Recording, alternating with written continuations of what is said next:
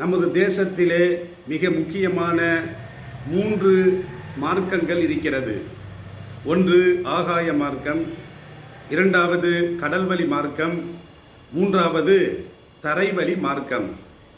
நமது தேசத்தில் இருப்பவர்கள் அதிகமாக எந்த மார்க்கத்தை பயன்படுத்துகிறார்கள் என்று சொன்னால், கடல் மார்க்கத்தை விட, ஆகாய மார்க்கத்தை விட தரை மார்க்கத்தை, சாலை போக்குவரத்தை தான் அதிகமாக பயன்படுத்துகிறார்கள். இந்த சாலை போக்குவரத்தில் அதிகமான விபத்துக்கள் ஏற்படுகிறது. வருடம் ஒன்றுக்கு சுமார் 80,000 நபர்கள் சாலை போக்குவரத்து விபத்துக்களின் மூலமாக உயிரை துறக்கிறார்கள்.